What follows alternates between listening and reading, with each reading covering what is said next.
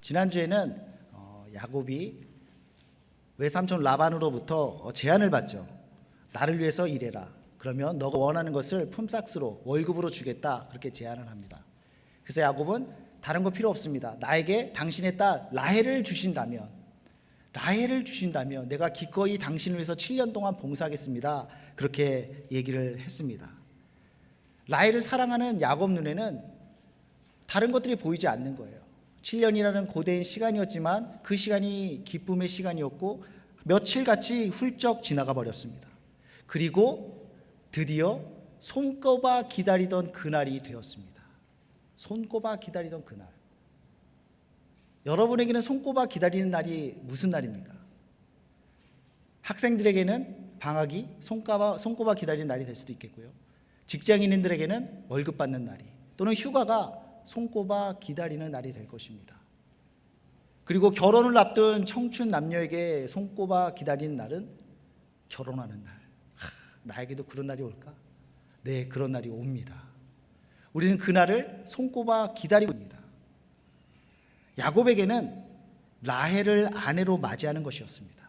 그래서 21절에 보면 야곱이 라반에게 이르되 내가 기한이 찼으니 내 아내를 내게 주소서. 내가 그에게 들어가겠나이다. 마침내 7년이 됐어요. 그래서 이제는 야곱이 라반에게 요구를 합니다. 라헬을 제 아내로 주십시오. 정당한 요구죠. 이에 라반은 큰 잔치를 벌입니다. 야곱의 결혼 잔치였습니다. 그런데 여기에 라반의 속임수가 있었습니다. 잔치를 벌여놓고 늦은 밤까지 그를 붙들고 있더니 정작 그 야곱의 아내로 장막에 들어온 것은 라헬이 아닌 레아였다라는 것입니다. 23절 말씀이죠. 저녁에 그의 딸 레아를 야곱에게로 데려가매 야곱이 그에게로 들어가니라. 참 성경엔 별게 다 기록되어 있죠. 첫날 밤 보낸 그런 얘기까지 다 기록되어 있습니다. 근데 다음 날이 되어서 일어나 보니 웬일입니까? 마땅히 있어야 할 라헬이 아니라 레아가 그 옆에 있는 것입니다. 야곱이 깜짝 놀라는 거죠. 그래서 라반에게 따져 묻습니다. 라반에게 이르되 외삼촌이 어찌하여 내게 이같이 행하셨나이까? 내가 라헬을 위하여 외삼촌을 섬기지 아니하였나이까? 외삼촌이 나를 속이심이 어찌 됨이니까? 왜 나를 속이셨습니까? 내가 7년 동안 봉사하지 않았습니까? 라헬을 주기로 약속하지 않았습니까? 왜 안 지킵니까? 사랑하는 까닭에 7년이 며칠처럼 짧은 시간처럼 지나갔지만 그렇다고 해서 그 7년이 전혀 힘들지 않았다. 이것을 의미하는 건 아니거든요. 힘들죠. 왜 안 힘들겠어요? 왜 고생이 안 되겠습니까? 참고 견딘 거죠. 힘들지만 고생스러웠지만 사랑하기 때문에 사랑하는 까닭에 그것을 참고 견딘 것입니다. 라헬이 그를 견디게 한 것이죠. 그리고 마침내 그날이 되어서 기대함으로 마치 선물 포장을 풀듯이 그 선물 포장을 열었더니 레아가 있는 거죠. 그동안 참고 참았던 것이 터지면서 야곱은 외삼촌 라반에게 강하게 따집니다. 왜 저를 속이셨습니까? 정당한 주장이었습니다. 라반은 잘못을 저질렀어요. 근데 여러분 잘 보면 우리가 함께 나누지는 않았지만 창세기 27장에 보면 야곱이 그 아버지 야곱을 속이는 장면이 나옵니다. 야곱이 그 아버지를 속여요. 엄마 리브가와 짝짝꿍이 돼서 그 아버지를 속이는데 야곱에게는 쌍둥이 형 에서가 있거든요. 아버지 이삭이 나이가 많아져서 이제는 눈이 어두워져서 보이지를 않습니다. 그래서 내가 죽을 날이 이제 가까웠나 보다. 죽기 전에 내 아이에게 내 아들들에게 축복해 줘야겠다. 그렇게 결심을 했습니다. 그래서 축복해 주겠노라 얘기를 하는데 축복 기도를 한다는 것은 그 가문의 족장으로서 그 족장의 재산과 권한들을 넘겨주는 것을 의미합니다. 그리고 그 축복은 당연히 장자된 형 에서가 받아야 하는 것이죠. 근데 야곱이 그 아버지 이삭을 속입니다. 마치 자기가 형 에서인 것처럼, 그리고 그 에서의 축복을 가로채는 거죠. 눈먼 앞을 보지 못하는 그 아버지를 속이는 것은 너무나 쉬웠습니다. 야곱이 아버지 이삭을 속이고 동생이 형인 것처럼 그 축복을 가로채죠. 근데 오늘 본문에서 야곱이 어떻게 속임수를 당하고 있습니까? 형 레아, 언니 레아가 마치 동생 라헬인 것처럼 속임을 당하고 있습니다. 자기가 했던 똑같은 방식으로 외삼촌 라반에게 속임수를 당하고 있는 것입니다. 여러분, 하나님은 우리가 행했던 잘못을 다시 직면하게 만드십니다. 너 그런 잘못을 했지, 당해봐라. 그게 아니라 우리가 저지른 잘못들, 우리가 행한 그 죄악들을 해결하고 지나가기를 원하시는 거예요. 그래서 내가 저질렀던 그것에, 그 잘못에, 그 범죄함에 우리를 직면하도록 만드신다는 겁니다. 너무나 무서운 일이죠. 야곱은 외삼촌 라반이 자신을 속였다라는 사실을 알고 화가 나서 라반에게 따져 묻습니다. 왜 나를 속이셨습니까? 왜 언니가 동생처럼 행동하게 했습니까? 근데 사실 이 말은 야곱 자신이 들어야 되는 말이에요. 왜 동생이면서 왜 형 에서인 것처럼 그렇게 속였느냐? 자기가 들어야 할 말을 라반에게 하고 있는 것입니다. 자신이 들어야 될 그 고발을 자신이 하고 있지만 하나님은 그 라반에게 하는 그 소리를 통해서 그 야곱에게 말씀하고 있다는 것입니다. 너 왜 속였니? 왜 거짓말했니? 언젠가도 한번 얘기한 것 같은데, 제가 중고등학교 때, 중학교 때 특히 교회 잘 나오는 형제들이 저랑 친구 1명, 2명이었습니다. 반면 여자애들은 10여 명이 됐어요. 그러니까 그 친구들은 저를 아무렇지도 않게 생각하는데 혼자 막 왕자라고 생각을 하는 거죠. 무시하고 막말하고 막 함부로 대하고 나 중심적으로 막 그렇게 해나갔습니다. 근데 그때는 뭐 변명하자면 어렸던 거죠. 아무것도 몰랐죠. 그래서 내가 뭘 잘못하는지도 몰랐습니다. 근데 하나님이 제가 무슨 짓을 했는지를 보여주시더라고요. 똑같이 경험하게 하시더라고요. 제가 대학교 1학년, 2학년 때인가 이제 주일학교에서 성가대 지휘를 했습니다.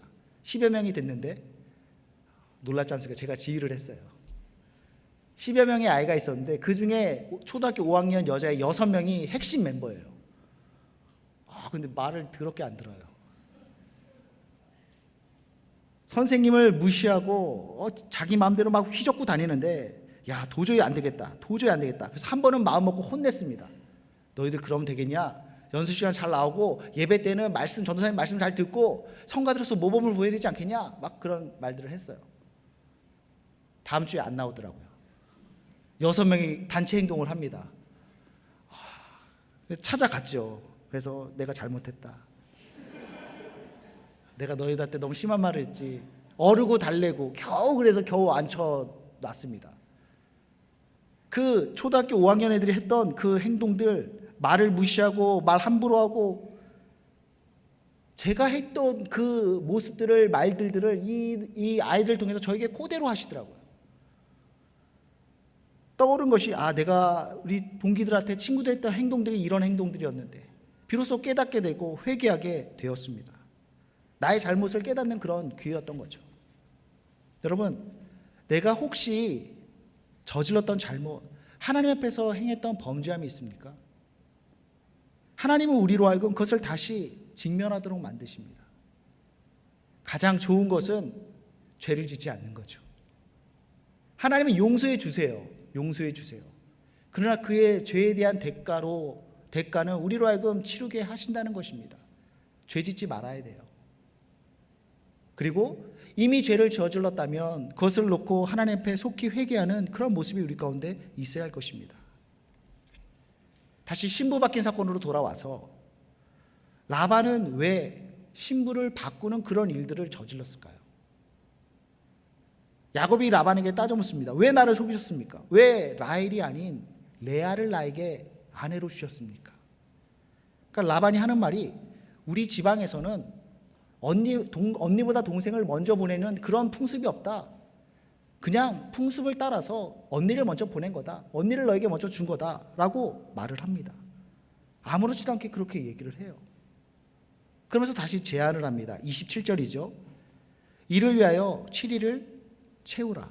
우리가 그도 너에게 주리니 너가 또 나를 7년 동안 섬길지니라.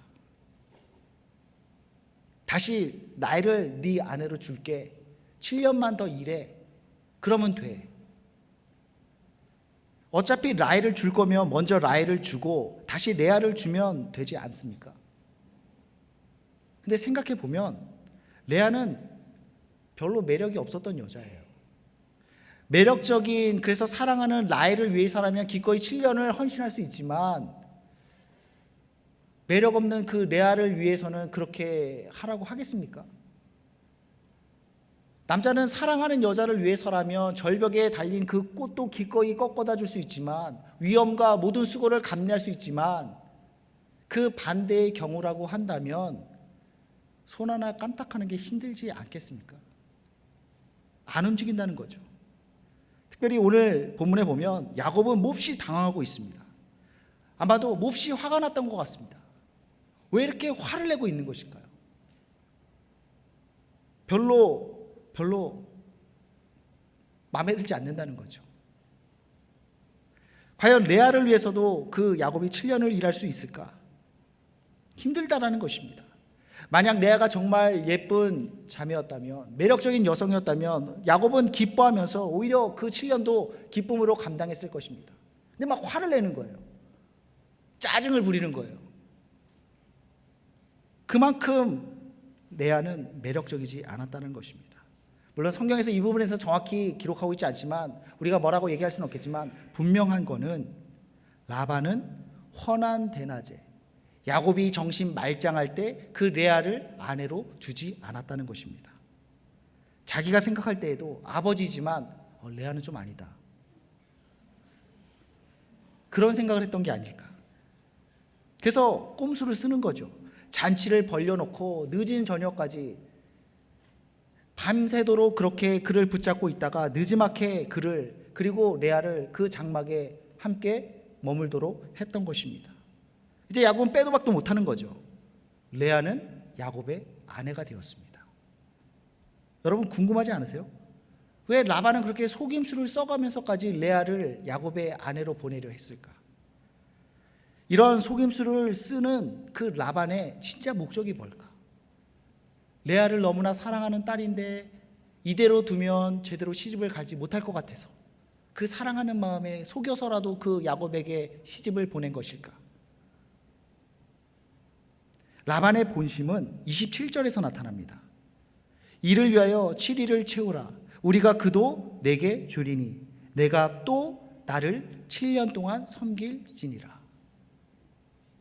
라반은 손익 계산이 분명한 사람이었어요.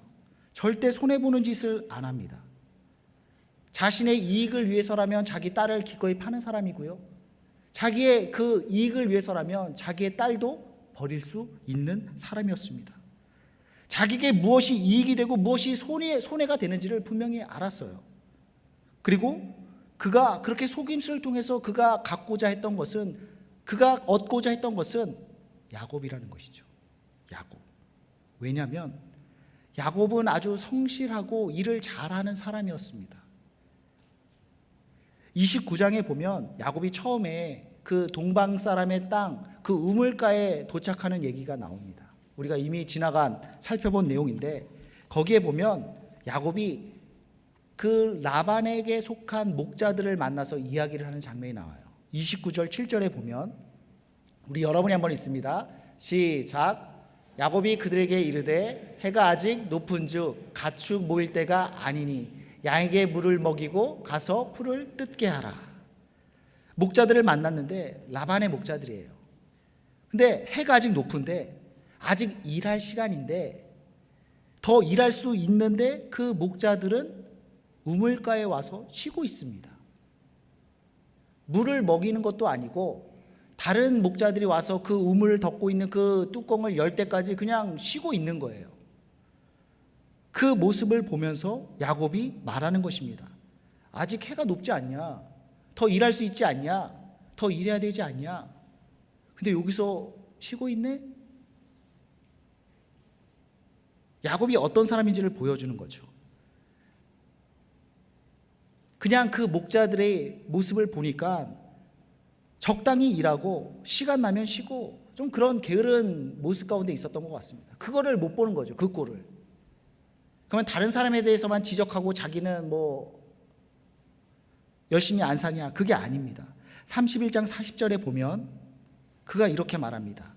내가 낮에는 더위와 밤에는 추위를 무릅쓰고 눈 붙일 겨를도 없이 지냈나이다. 내가 이와 같이 낮에는 더위와 밤에는 추위를 무릅쓰고 눈 붙일 겨를도 없이, 얼마나 열심히 일하는지, 얼마나 성실하게 일하는지 눈 붙일 겨를도 없이 일했다는 것입니다. 야곱은 성실했고 야곱은 부지런했습니다. 근데 이런 사람이 내 밑에서 일한다. 이런 사람이 나와 동료로 일한다. 이런 사람이 우리 회사에서 일한다. 이런 사람이 우리 공동체에서 일한다. 얼마나 그것이 플러스가 되겠습니까? 7년 동안 라반은 점점 늘어나는 자신의 양떼를 보았을 것입니다. 자기에게 속한 양떼들이 점점 살이 찌고 점점 그 토실토실해지는 것들을 보았을 것입니다. 양떼가 늘어나고 재산이 늘어나고 그걸 본 거예요. 손익계산이 철저했던 라반은 그 중심에 야곱이 있다는 것을 알았습니다. 야, 제가 되는구나. 제가 뭔가를 하는구나. 복덩이구나. 야곱을 붙잡아야겠다. 안 되면 속임수를 써서라도 야곱을 붙잡고 그를 그곳에 함께 머물도록 하는 것입니다. 여기에서 우리에게 시사하는 바가 있다라고 생각합니다. 약사 빠른 라반, 그런 라반이 붙잡고 싶었던 야곱은 라반이 붙잡고 싶은 사람이었습니다. 마이크로소프트사의 빌 게이츠 회장이 있지 않습니까? 뭐 계속 미국 세계 1위의 부자라고 그러는데 그를 좋아하지 않는 사람도 있을 것입니다. 그러나 어느 누구도 빌 게이츠를 무시하는 사람은 없습니다. 우리 모두가 빌 게이츠처럼 큰 부자가 될 필요는 없지만 적어도 하나님을 믿는 우리라면 그러한 영향력 있는 사람이 돼야 될 것입니다. 그런 사람이 돼야 되는데 아무도 무시할 수 없는 사람, 반드시 붙잡고 싶은 사람, 함께 일하고 싶은 사람, 그런 사람이 돼야죠. 적어도 야곱은 그의 삶 속에서 그러한 성실함으로 인정받는 사람이었고 유능한 사람이었고 성실한 사람이었다는 것입니다.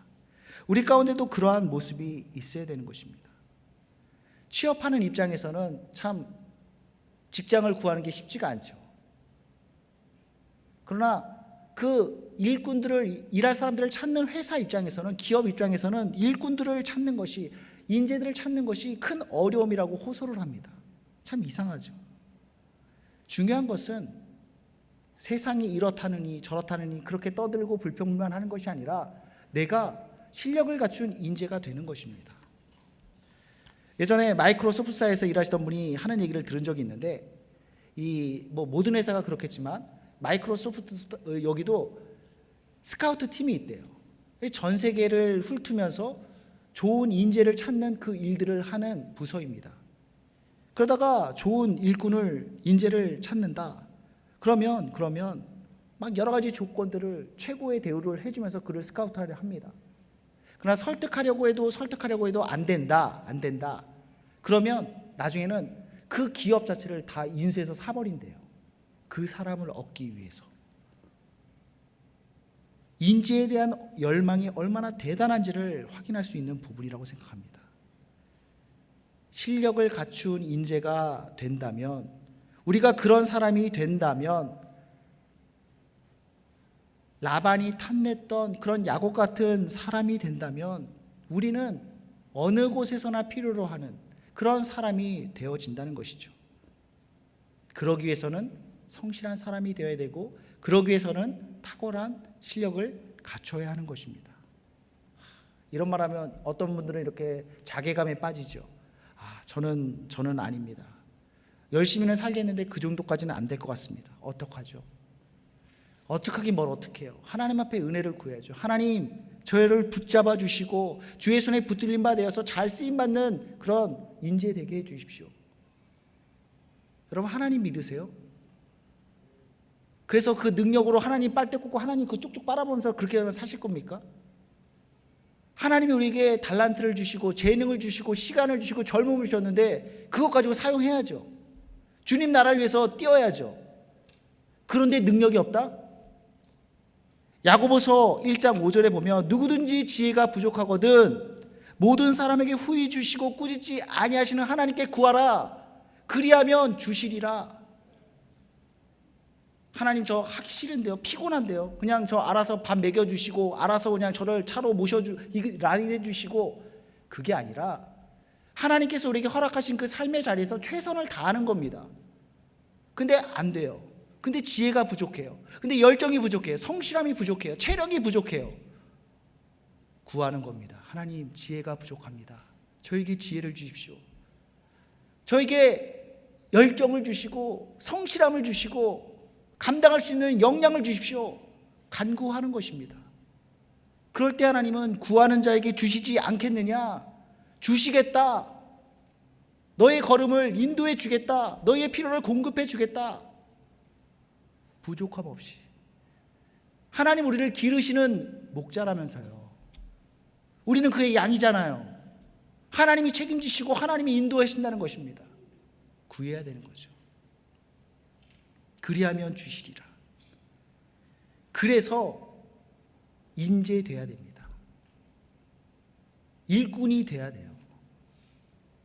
나 자신이 잘 먹고 잘 살기 위해서가 아니라 하나님 나라를 위해서, 이 사회를 위해서, 우리의 조국을 위해서, 이 미국 사회를 위해서, 우리가 기여하기 위해서 우리는 일꾼이 돼야 되는 거예요.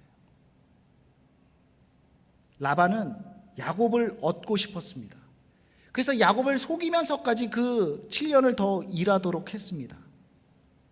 라반 입장에서는 그렇게 해서라도 저 야곱을 그 집안에 머물게 하고 싶었던 거예요. 그러나 야곱 입장에서 보면 그런 라반의 제의가, 엄밀하게 말하면 속임수죠.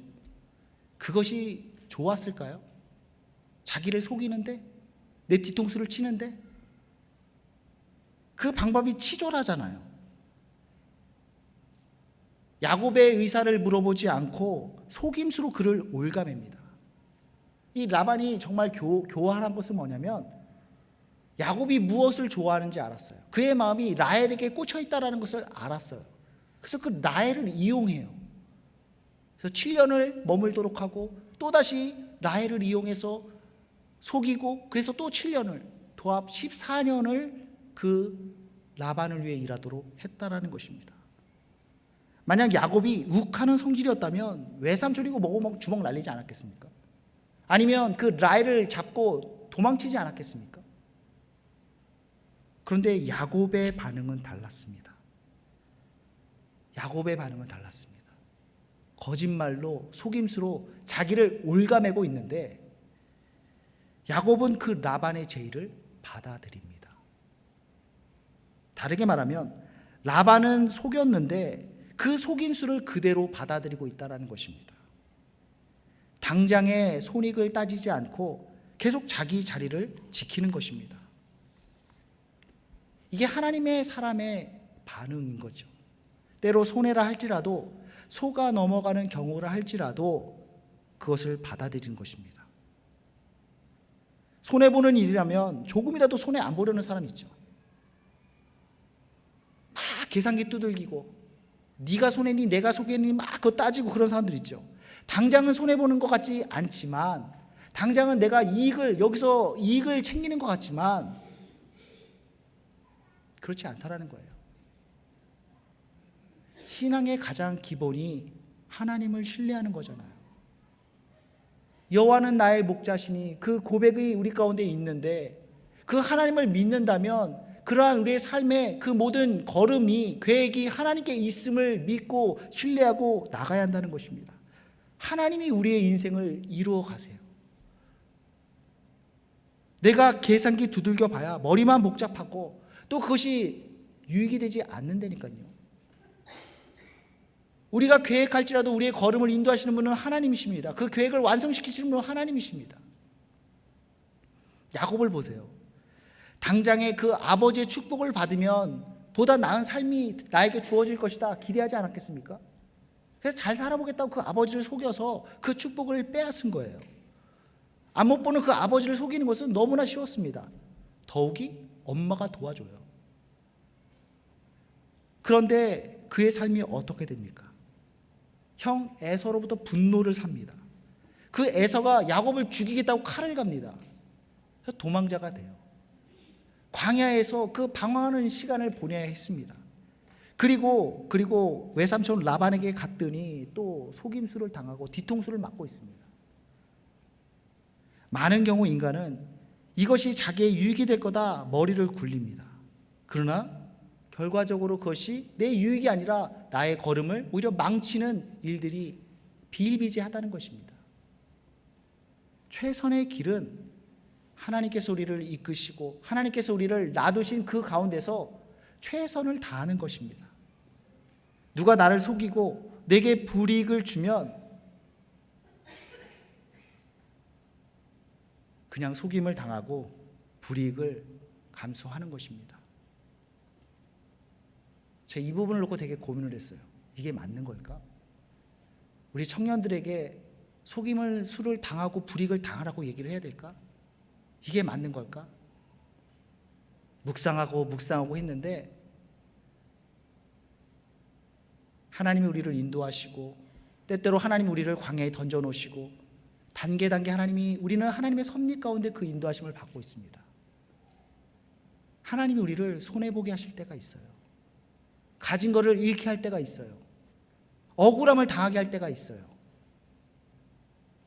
당해야죠. 아파야죠.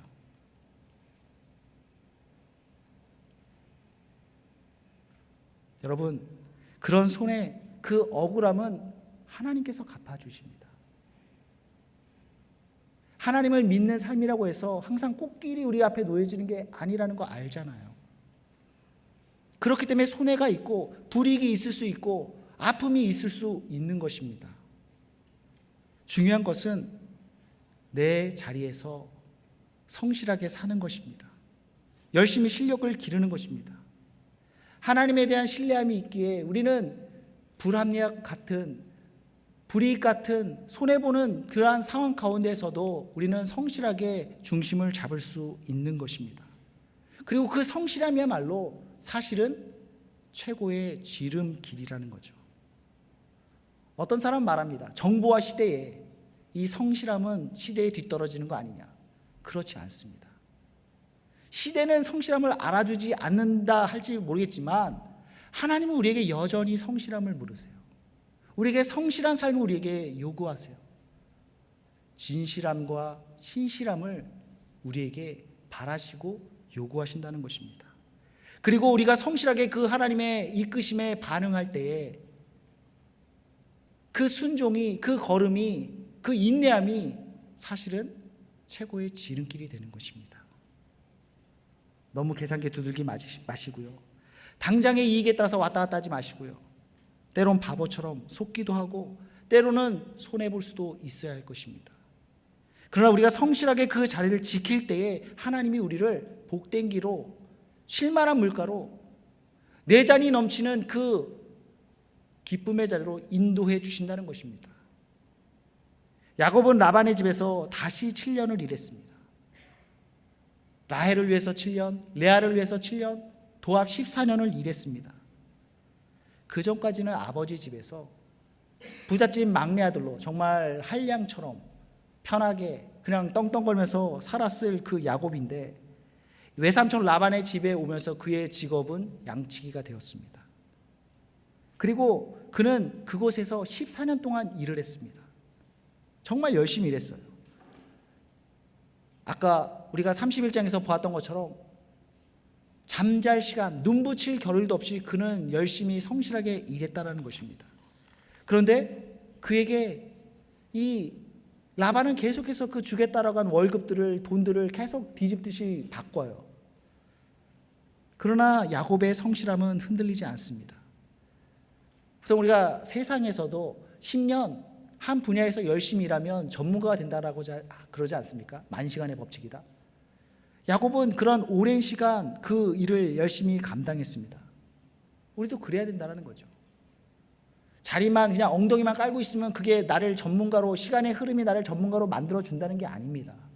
그 가운데서 몸부림치고 씨름하고 고민하고 수고하고 애쓰는 그러한 모습들이 그 분야에서, 그 자리에서 나를 전문가로 그렇게 자라게 한다는 것입니다.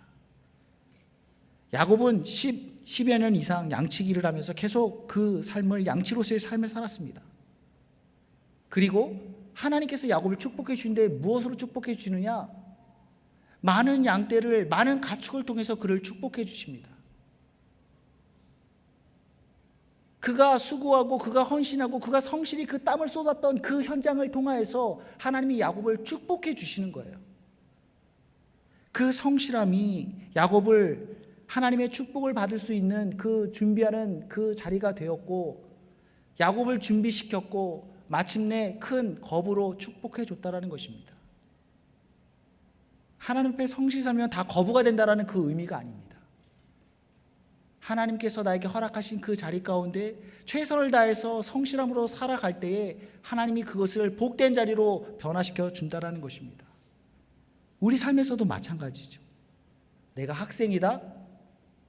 성실함으로 공부해야 됩니다. 성실함이 무기입니다. 성실함이 최선의 지름길입니다.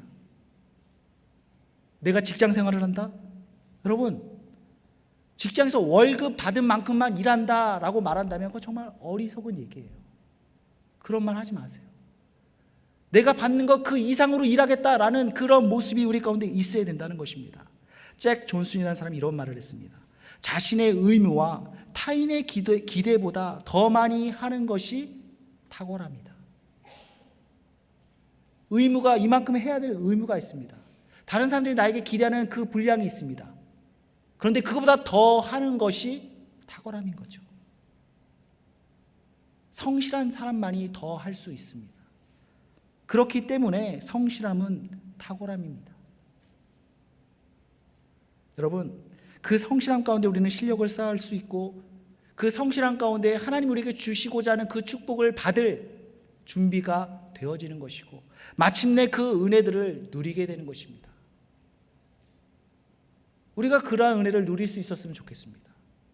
성실함으로 탁월함을 갖추어서 하나님께서 우리를 세우신 그곳을, 광야와 같은 곳이라 할지라도 그것을 꽃 피우는 주의 젊은이들, 주의 성도들 되길 바랍니다. 말씀을 정리하도록 하겠습니다. 하나님 앞에서 범죄한 그런 일이 있습니까? 어떤 사람에게 잘못한 일이 있습니까? 하나님이 그대로 우리에게 직면토록 하십니다. 인과응보, 그게 아니라 하나님께서 그 죄의 문제를 해결토록 하는 것입니다. 가장 좋은 것은 죄를 짓지 않는 것입니다.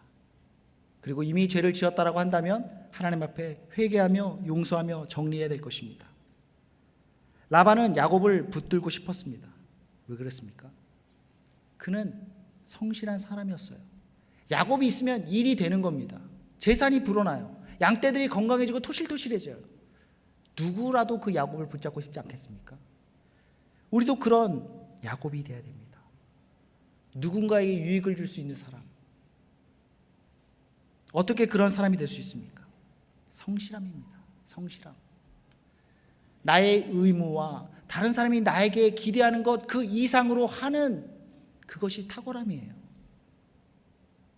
성실한 사람만이 탁월할 수 있습니다. 그런 성실함으로 주님이 허락하신 삶의 자리를 채워갈 수 있길 바랍니다. 그래도 부족한 게 있습니까? 그렇게 성실함으로 나아가는데 부족함이 있습니까? 누구든지 지혜가 부족하거든 후히 주시고 꾸짖지 않는 그 하나님께 구하라, 아뢰라, 그리하면 주시리라. 그러므로 우리에게 필요한 것들, 지혜가 부족하면 지혜를 구하고, 능력이 부족하면 능력을 구하고, 나에게 체력이 부족하면 체력을 구하고, 나에게 동력자가 부족하면 동력자를 구하고, 나에게 돈이 필요하면 돈을 하나님께 구하며, 그래서 내가 흥청망청이 아니라 하나님 나라를 세워가는, 하나님의 공동체를 세워가는, 하나님의 교회를 세워가는 그런 우리 모두가 될 수 있길 바랍니다. 그런 하나님의 사람이 되길 바랍니다. 기도하겠습니다. 하나님, 성실함이 탁월함입니다.